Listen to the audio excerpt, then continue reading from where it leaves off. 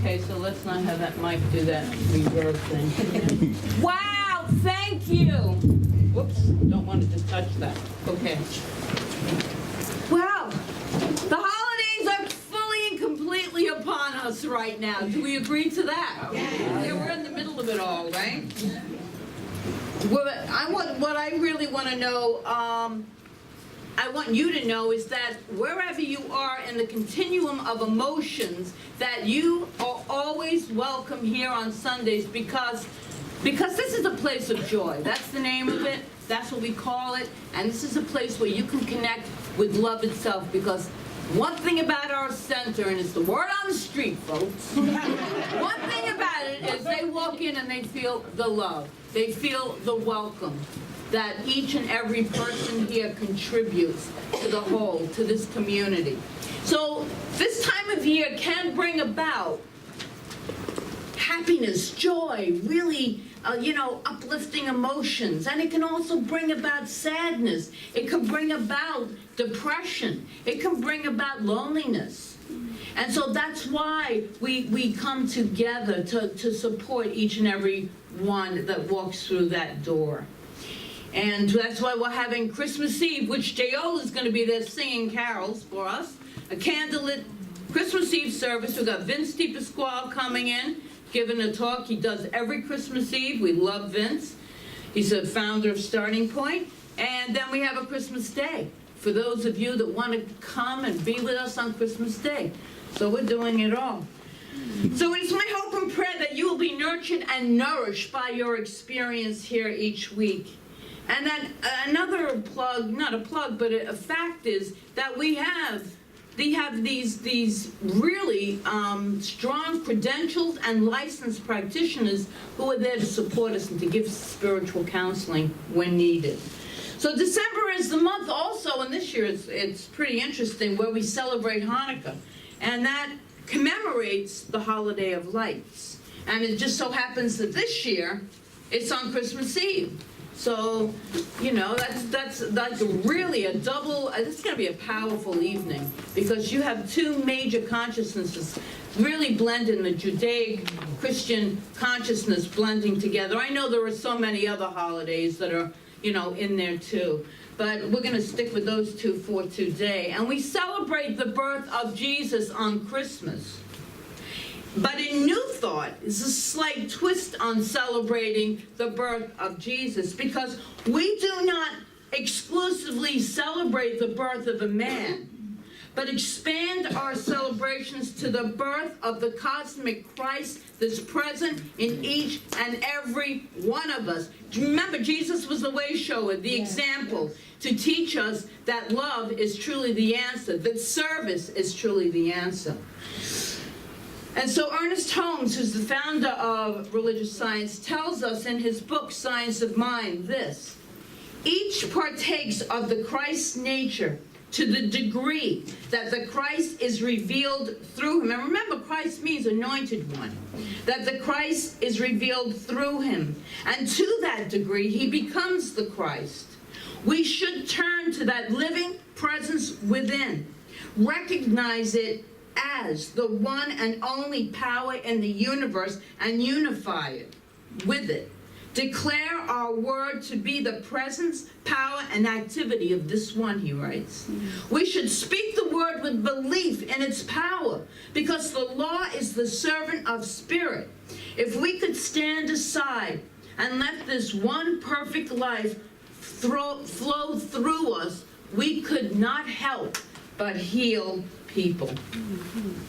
So this month, we're celebrating what it means to live from this place of cosmic consciousness. We hear it, but I want us to really understand what cosmic consciousness truly is. And today, part of that is talking about the cosmic urge. Anybody know what that is? Good. Then we will learn together today. We will learn the cosmic urge today. And I want to begin to make sure that everyone is aware of something. And it's contained in the quote that I just shared. But I want to say it in a different way to make sure that each and every one of us really, really gets it, because it's so important. It's said in the reading by Holmes, you are an outlet for the divine. Yes. You are an outlet for the divine. So that means that the spirit of the infinite energy that we call God is moving in and through and as us. It is us. As I went to a funeral yesterday and we celebrated the spirit, the light of the person. We didn't celebrate the body of the person. We celebrated the Christ consciousness of the person. And so that's what I want us to know is our divinity, is that Christ consciousness which is eternal. So being an outlet for Christ then means we are expressing our true eternal nature. So let's say I am an outlet for the divine together. Say, I am an outlet for the divine. I am a light of God. I am a light of God. Good. All right. Just believe that, because truly that is the ultimate reality. So think about when we're in this outlet mode, and you know I'd love to go into the electricity part of it, because it's so perfect with the law. So think about an electrical outlet in your wall, okay? The electricity is there, a great power.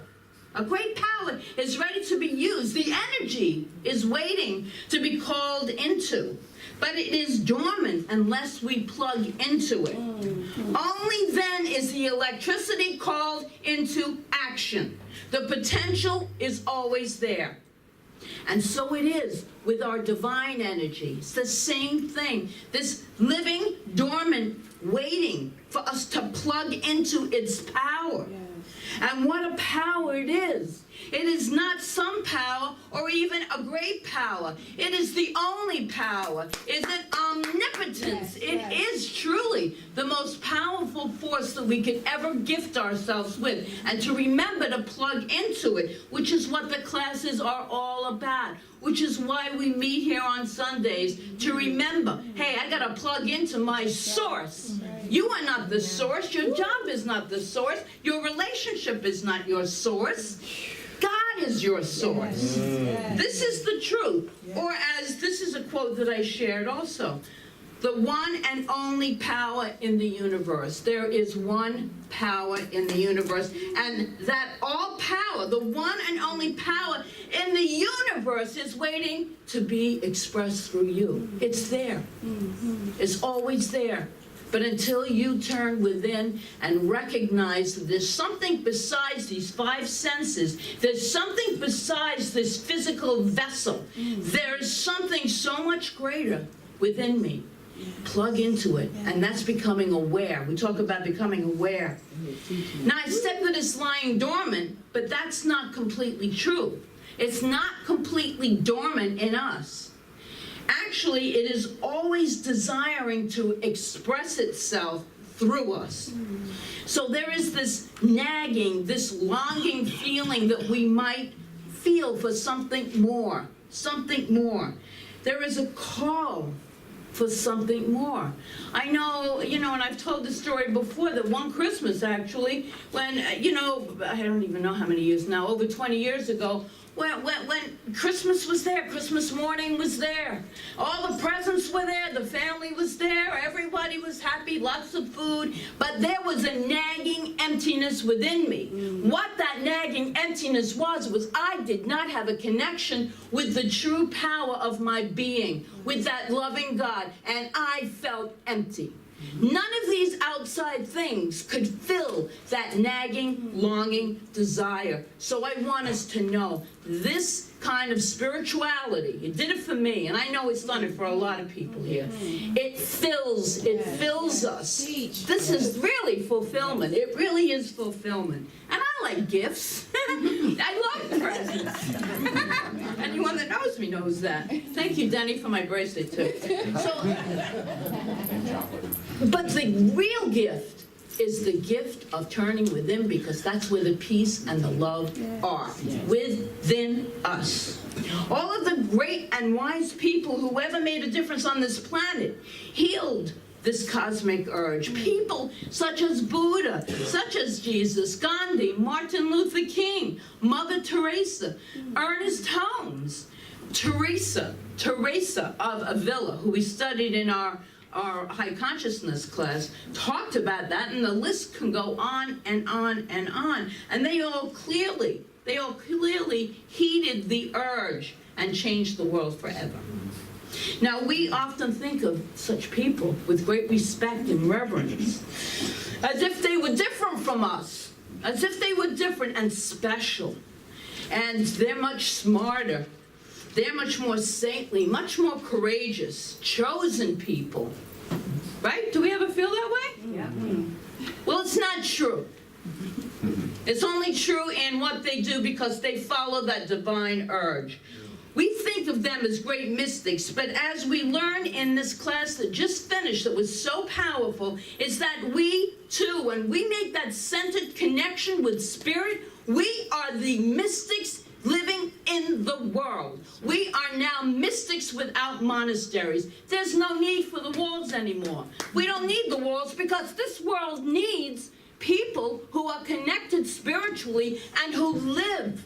Not just read and speak, but live these spiritual principles that we teach here every week. Yes. That really, this is what the world needs. We are the modern mystics. You know, thank God we don't have to go self-flagellate anymore. I mean, I don't know if I could do it. But you know what? We do it with our emotions. Some of our emotions that are so painful that we're suffering. So we are needed in this world, and we're needed within ourselves. And the truth is that we, each and every one of us, have amazing potential within to do great and wonderful things in the world. We are here by divine appointment. So I love these words from Ralph Waldo Emerson.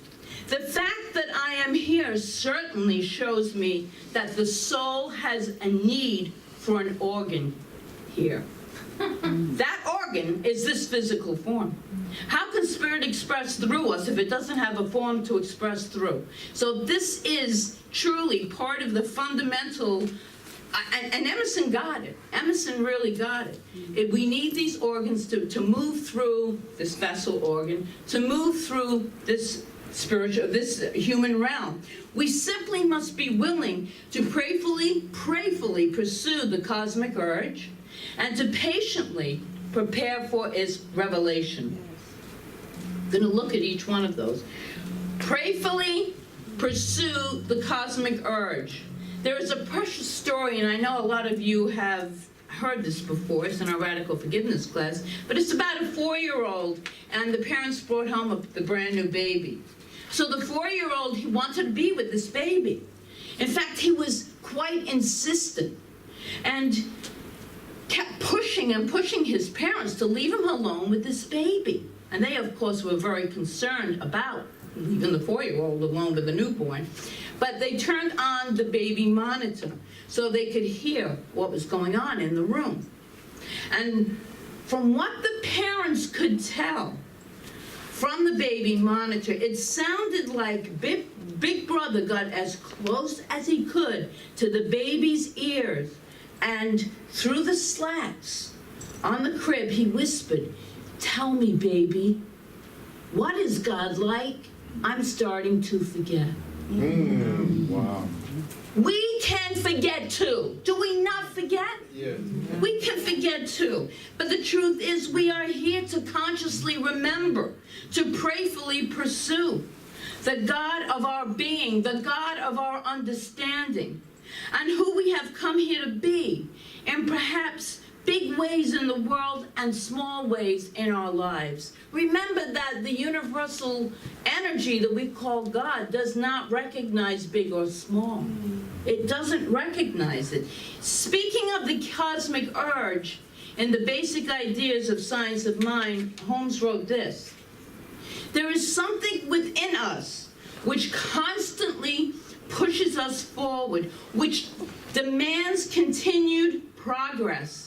Inertia may hinder our paying attention to this inner urge, but it is always there. It is what keeps us going, because it is what we are, demanding expressions made in the image and likeness of the divine. We cannot accept stagnation. Something protests against it. We must be moving forward into a higher, more satisfying spiritual nature. The divine discontent is a factor in our very makeup. And unless we are following its promptings, we are not happy. We cannot get away from it because it is part of our nature. And our unfoldment is something for which we are specifically responsible. We're responsible to open the gift of who we truly are. Those hidden gems that maybe we haven't explored before, because they are there. Forget about the Christmas gifts. They don't even mean much anymore. Yeah? They used to mean a big deal. Got to fill the whole room with Christmas gifts. Now I'm opening a gift of my indwelling Christ self.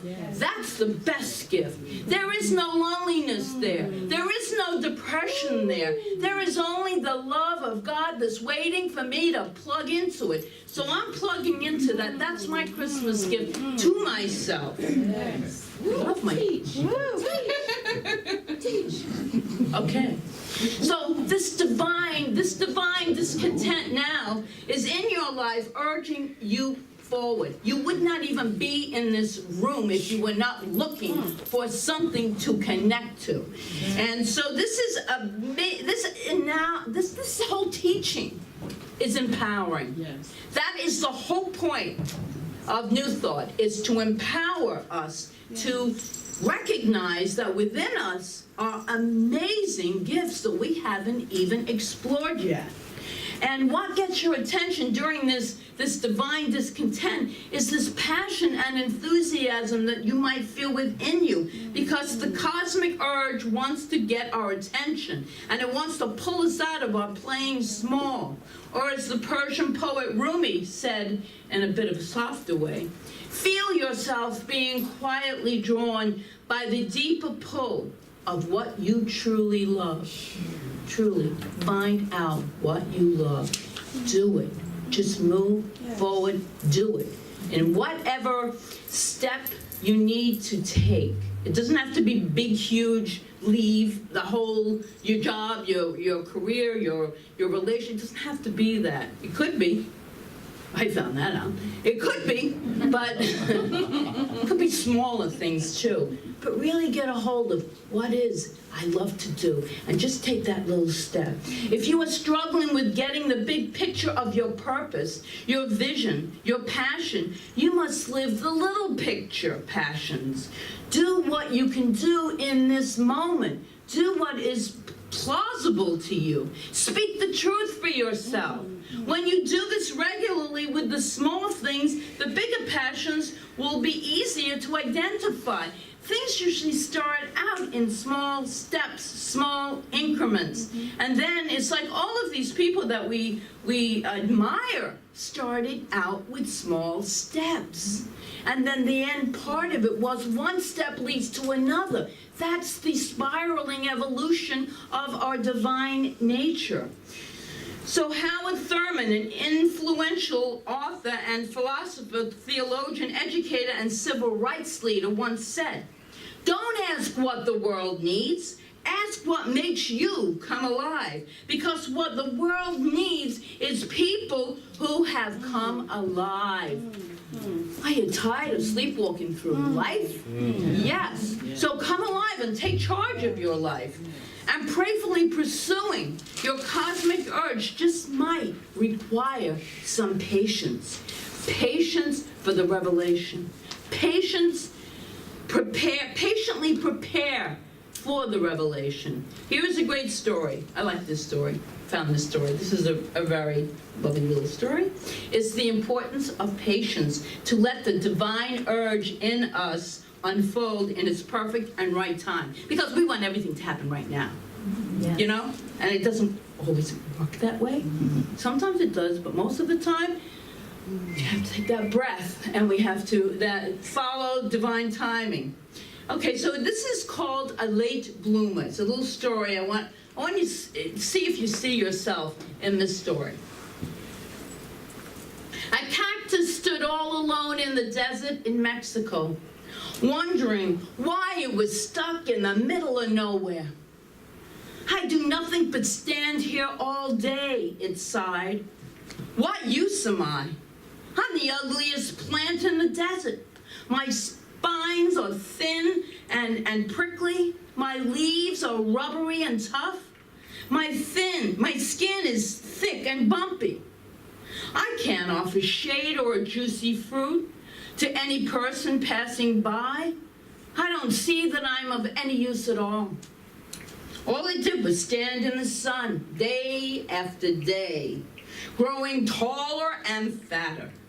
Its spines grew longer and its leaves tougher, and it swelled here and there until it was a lumpy, lopsided all over. It truly was strange looking. I wished I could do something useful, it sighed by day. The hawks circled overhead. What can I do with my life, the cactus called. Whether they heard or not, the hawks sailed away. At night, the moon floated into the sky and cast this pale glow on the desert floor. What good can I do in my life, the cactus called. The moon only coldly stared as it mounted its course. A lizard crawled by, leaving a little trail in the sand with its tail. What worthy deed can I do, the cactus called. You? The lizard laughed, pausing a moment. Worthy deed? Well, you can't do anything. The hawks circling overhead, tracing delicate patterns for all of us to admire. The moon hangs high like a lantern in the sky, so we can see our ways home to our loved ones. Even I, the lowly lizard, have something to do. I decorate the sand with these beautiful patterns.